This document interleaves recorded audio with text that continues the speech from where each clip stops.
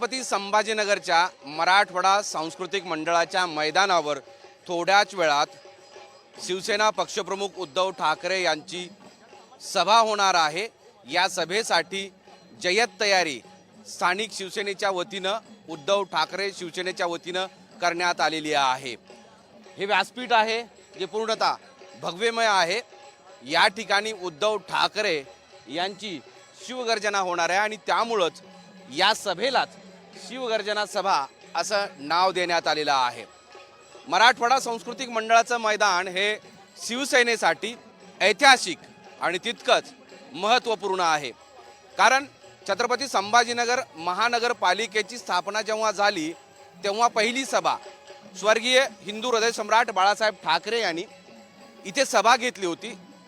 त्या सभेच्या वेळेस सगळ्या छत्रपती संभाजीनगर वासियांना सांगितलं होतं की या औरंगाबादचं नाव म्हणजे तत्पूर्वी औरंगाबाद हे नाव होतं, या औरंगाबादचं नाव यापुढं संभाजीनगर होईल आणि संभाजीनगर नामकरण हे करणार असं बाळासाहेब ठाकरे यांनी सांगितलं होतं। आणि तेव्हापासून शिवसेनेच्या वतीनं सोबतच नंतर आलेल्या भाजपच्या वतीनं संभाजीनगर असा नामोल्लेख सुरू झाला। शिवसेना आणि भाजप हे औरंगाबादच्या ऐवजी संभाजीनगर असा नामोल्लेख करायचे आणि जवळपास 35 वर्षाच्या कालखंडानंतर या शहराचं नाव छत्रपती संभाजीनगर झालं। छत्रपती संभाजीनगर हा जसा शिवसेनेसाठी जिव्हाळ्याचा विषय होता तसाच या शहराच्या संबंधात शिवसेनेचा बालेकिल्ला म्हणून त्याची ओळख होती आणि त्याच बालेकिल्ल्यामध्ये आज ही सभा होत आहे। 3 वर्षापूर्वी या महाराष्ट्रामध्ये शिवसेनेचे 2 भाग झाले आणि हा बालेकिल्ला ढासळला अशी चर्चा सुरू झाली। 2 गट झाले, अर्धे शिवसेना शिंदे गट, उर्वरित उद्धव ठाकरे शिवसेना गट। तरी इथल्या शहरावर शिवसेना या नावाचं गारुड काही कमी झालं नाही। आता धनुष्यबाण आणि मशाल असे 2 चिन्ह घेऊन छत्रपती संभाजीनगर महानगरपालिकेची ही निवडणूक होत आहे। या निवडणुकीच्या पार्श्वभूमीवर हे मैदान कोण भरणार यावरून गेल्या काही दिवसांपासून जोरदार चर्चा सुरू आहे।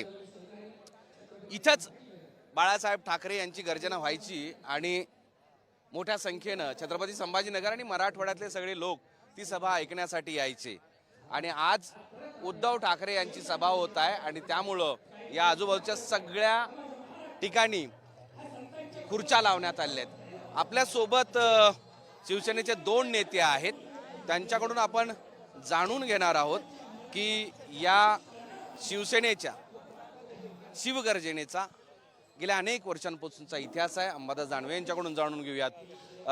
थोडं इकडे या दानवे साहेब।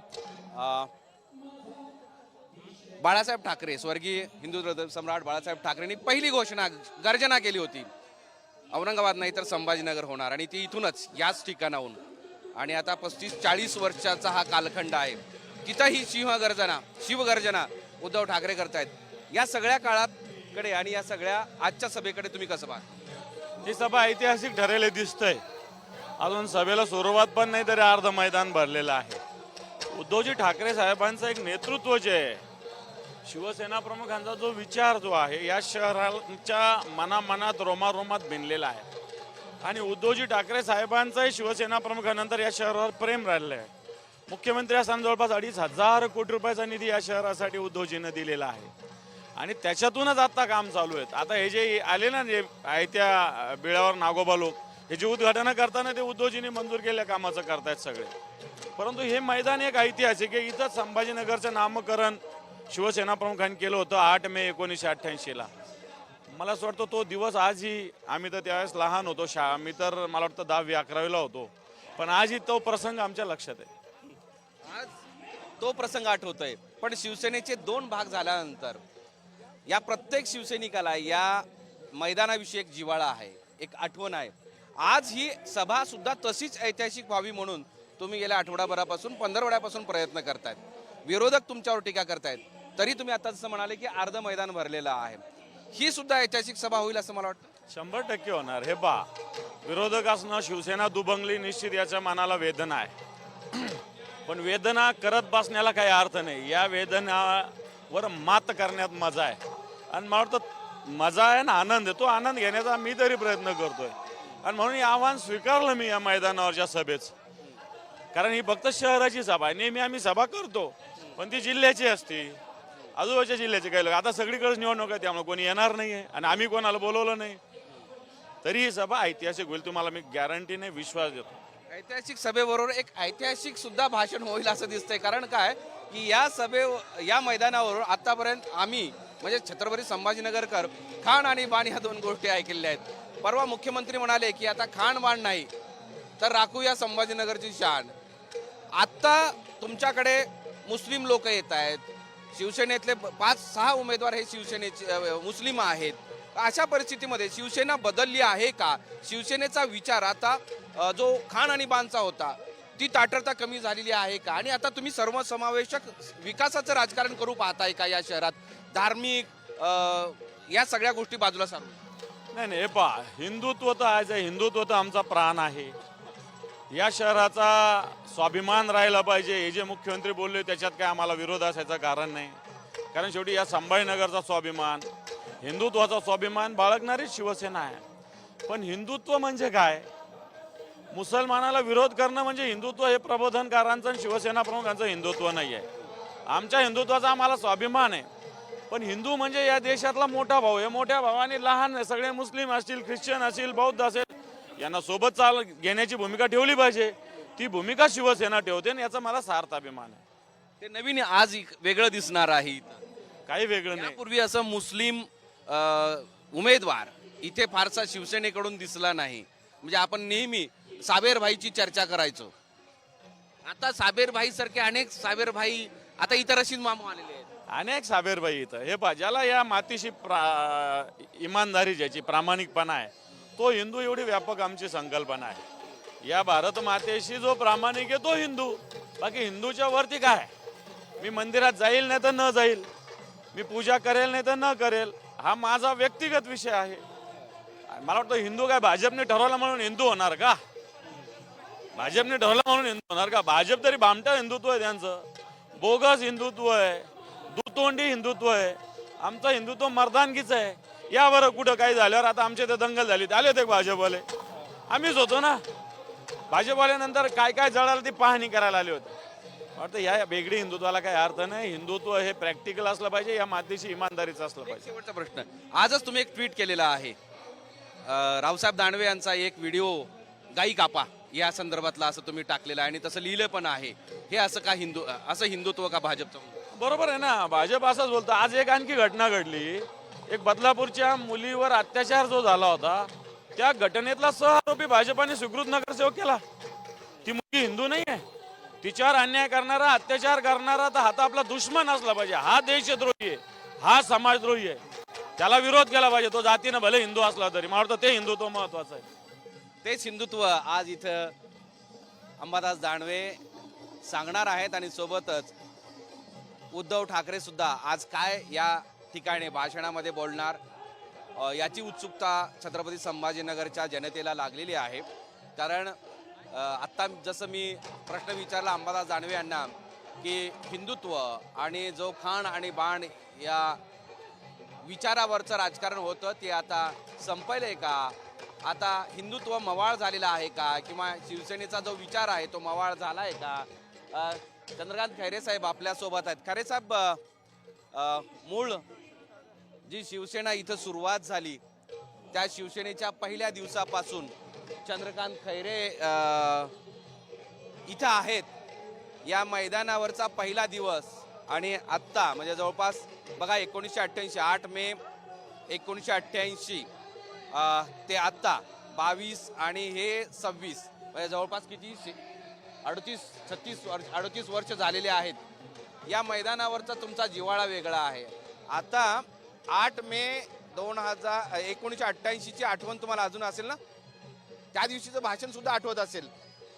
भाषण इतकं जबरदस्त झालं होतं आणि ते भाषण असं करता करता साहेबांनी जे काय म्हणजे खडखडीत भाषण केलं होतं, त्यामुळे 88च्या निवडणुकीमध्ये त्या ठिकाणी धनुष्यबाण चालला. म्हणजे शिवसेना चालली. आज आमचा धनुष्यबाण जरी तोडला असेल तर आज उद्धव साहेबांच्या नेतृत्वाखाली मशाल मशाल मशाल प्रचंड वातावरण निर्माण झालं मशाल. मशाल मशाल.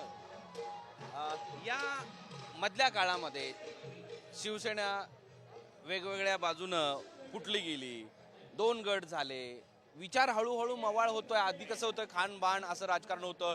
इथून ज्यावेळेस बाळासाहेब बोलायचे त्यावेळेस सगळे कान टवकारून बसायचे. आता आज काय बोलतायत? नाही, आज पण उद्धव साहेब काय बोलतील त्याच्यावर सगळ्यांनी लक्ष केंद्रित केलं.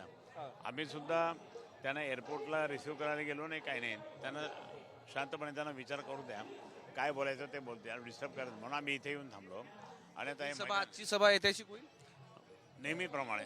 या सभेमुळं, या सभेनं जे 1988ला एकदम सगळं वातावरण शिवसेनामय उद्धव ठाकरेमय झालं होतं तसं होईल. तसंच होईल तसंच होईल तसंच होईल तसंच होईल. सुभाष पाटील तुम्ही या. सुभाष पाटील मध्ये मनसेमध्ये गेले होते, पण मूळ संभाजीनगरचे जे बेसिक शिवसेना म्हणली जाते त्यातले जे शिलेदार आहेत त्यापैकी हे शिलेदार आहेत. म्हणजे कधी कधी असं सहज चर्चा निघाली की सुभाष पाटील आत्तापर्यंत केंद्रात मंत्री सुद्धा राहिले असते, पण त्यांनी असं सांगितलं की मला शिवसेना वाढवायची आणि शिवसेनेला पुढे घेऊन जायचं आहे. पण दुर्दैवानं त्यांच्यासमोर वेगळ्या अडचणी आल्या, तर त्याच्यात पुन्हा जायची त्यांची इच्छा नाही आहे. पण आज पुन्हा तुम्ही शिवसेनेत आलात.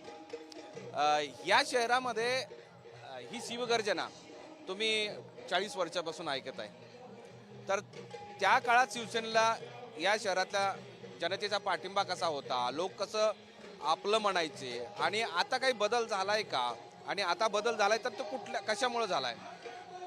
88ला पहिली निवडणूक झाली आणि आत्ता 2026ला निवडणूक होते. या 2 निवडणुकीमध्ये साम्य आहे. या पहिल्या निवडणुकीत माझ्या नेतृत्वाखाली मी जिल्हा प्रमुख होतो आणि माझ्या नेतृत्वाखालीच ही निवडणूक झाली होती. आणि त्यावेळेला प्रस्थापितांच्या विरोधात, भ्रष्टाचाराच्या विरोधात आणि सत्ताधाऱ्यांच्या विरोधात आम्ही निवडणूक लढवलो. आता 2026ला सुद्धा हीच परिस्थिती आहे. प्रस्थापितांच्या विरोधामध्ये, भ्रष्टाचाराच्या विरोधामध्ये आणि सत्ताधाऱ्यांच्या विरोधामध्ये ही निवडणूक होते. फक्त एवढाच फरक आहे, काही प्रस्थापित आमच्यातले तिकडे गेले, प्रस्थापित झाले आणि स्वेकेंशी लढा आहे, त्यामुळे तेवढा फरक आहे. पण भ्रष्टाचार, सत्ताधार, प्रस्थापित याच्या विरोधामध्ये ही निवडणूक आहे.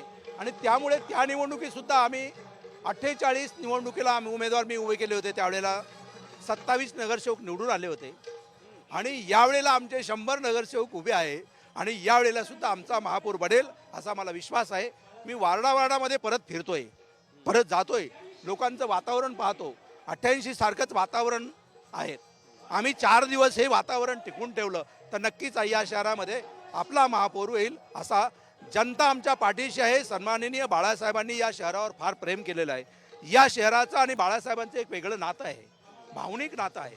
बाळासाहेब नेहमी म्हणायचे की मी संभाजीनगरला आलो तर मी चार्ज होतो, आणि म्हणून बाळासाहेब या शहरावर फार प्रेम करायचे. या शहरातल्या नागरिकांनी सुद्धा 14 पर्यंत शहरावरती जोपर्यंत बाळासाहेब होते भरभरून प्रेम दिलं. त्याच्यानंतर थोडीशी राजकीय परिस्थिती बदलली आणि तो बदल झाला. पण यावेळेला मला असं वाटतं सन्माननीय उद्धव साहेबांच्या नेतृत्वाखाली या शहरामध्ये आम्ही नक्की आमचा महापौर बनवू असा मला विश्वास आहे. आता खान बाण संपलेला आहे. तुमचा हा भगवा आता हळूहळू असा थोडा थोडा एक रंग त्याच्यामध्ये समाविष्ट होत आहे असं दिसतंय. कारण रशीद मामूमुळं महाराष्ट्रात सगळीकडे चर्चा सुरू झालेली आहे. अर्थात आता विकासाच्या बाजूनं लोक बोलायला लागले, त्यामुळे तुम्हालाही ती भूमिका घ्यावीच लागणार आहे.